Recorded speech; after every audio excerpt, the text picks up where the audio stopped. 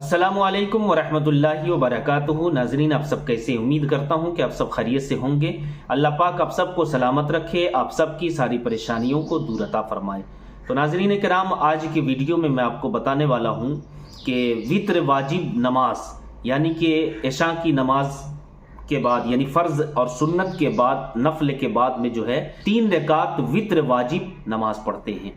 तो 3 रकात वित्र वाजिब नमाज में दुआए कुनूत भी पढ़ा जाता है। तो आज मैं आपको इस वीडियो में बताने वाला हूं कि क्या दुआए कुनूत अगर हम पढ़ेंगे तब हमारी नमाज होगी और नहीं पढ़ेंगे तो क्या हमारी नमाज नहीं होगी। और दुआए कुनूत से पहले बिस्मिल्लाहिर्रहमानिर्रहीम अगर किसी ने पढ़ लिया तो उसकी नमाज होगी या नहीं होगी। इस मसले को क्लियर करना चाहता हूं। गौर से वीडियो को देखते रहें और वीडियो को ज़रूर शेयर करें। तो नाजरीन देखिए, इशा की नमाज 17 रकात है और 17 रकात में सबसे पहले 4 रकात सुन्नते गैर मुअक्कदा है और फिर 4 रकात फ़र्ज है, फिर 2 रकात सुन्नत है, वो सुन्नत मुअक्कदा है, फिर 2 रकात नफल है। तो 12 रकात हो गए, फिर 3 रकात वित्र वाजिब, फिर 2 रकात नफल, 17 रकात हो गए। तो 3 रकात वित्र वाजिब जो हम पढ़ते हैं, इसके लिए मैं आपको आज फायदा भी बताने वाला हूं कि 3 रकात वित्र वाजिब नमाज इस तरीके से आप पढ़ेंगे तो आपको फायदा भी होगा। कौन सा तरीका है वो भी आप गौर से समाअत फरमाएं। तो 3 रकात वित्र वाजिब नमाज का मैं आपको तरीका भी पहले सुन लीजिए और कैसे पढ़ना है और फायदा क्या है वो पहले सुन लीजिए। तो नाजरीन, 3 रकात वित्र वाजिब नमाज की आपको नियत कर लेना है। नियत दिल के इरादे का नाम है। आपने दिल में इरादा कर लिया, आपकी नमाज हो जाएगी। उसके बाद में जो है आप नियत करने के बाद हमारे इस्लामिक भाई नाफ के नीचे अपने हाथों को बांध लें। हमारी इस्लामी बहनें आप जो हैं अपने छाती पर जो है दोनों हाथों को इस तरीके से बांध लें। फिर उसके बाद में जो है आपको क्या पढ़ना है? सना पढ़ना है। सना पढ़ने के बाद में जो है औज़ुबिल्लाह और बिस्मिल्लाह पढ़कर जो है आपको सूरा फातिहा पढ़ना है। ठीक है, सूरा फातिहा आपने पढ़ लिया और सूरा फातिहा पढ़ने के बाद में जो है पहली रकात में आप जो है सूरत मिला रहे हैं। तो सूरा इज़ा जा यानी इज़ा जा नसरुल्लाहि वल फत्ह वरअयतन नास यदखुलून फी दीनिल्लाहि अफ़वाजा फसब्बिह बिहम्दि रब्बिका वस्तगफिर इन्नहु कान तव्वाबा। आपने ये सूरत पढ़ना है पहली रकात में। इसी तरीके से आप रुकू सजदा करेंगे। दूसरी रकात के लिए खड़े होंगे तो दूसरी रकात में अलहम्द शरीफ से पहले बिस्मिल्लाहिर्रहमानिर्रहीम पढ़ लेना है और बिस्मिल्लाह पढ़कर फिर सूरा फातिहा पढ़ें और सूरा फातिहा पढ़कर बिस्मिल्लाह पढ़कर जो है आप दूसरी रकात में तब्बत यदा वाली सूरत पढ़ें। ठीक है, जब 2 रकात आपका मुकम्मल हो जाए कायदे में बैठे, अत्तहियात पढ़कर खड़े हो जाएं। फिर उसके बाद तीसरी रकात के लिए जब खड़े हों तो फिर बिस्मिल्लाह पढ़कर सूरा फातिहा पढ़ें और सूरा फातिहा पढ़ने के बाद जो है आप तीसरी रकात में सूरा इखलास पढ़ लें। ठीक है, सूरा इखलास। तो इसका फायदा क्या होगा? यानी पहली रकात में आपने इज़ा जा पढ़ा, दूसरी रकात में आपने तब्बत यदा और तीसरी रकात में आपने सूरा इखलास पढ़ा।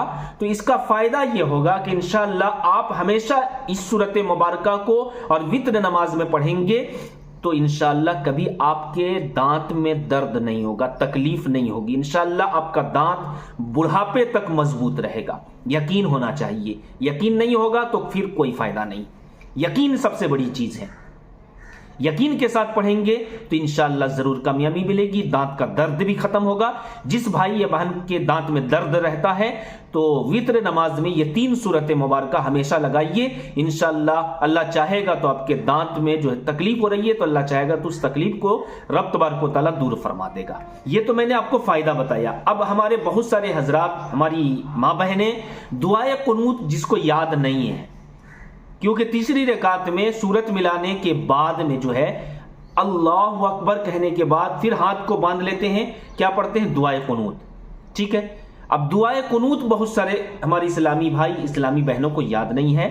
तो दुआए कुनूत अगर याद नहीं है तो आप उसकी जगह पर रब्बना आतिना फिद दुनिया हसनतुम व फिल आखिरति हसनतुम व क़िना अज़ाबन नार आप पढ़ लेंगे, आपकी नमाज होगी। वो भी याद नहीं है अल्लाहुम्मा ग़फ़िरली अल्लाहुम्मा ग़फ़िरली अल्लाहुम्मा ग़फ़िरली, आप इतना भी पढ़ लेंगे तो आपकी नमाज हो जाएगी।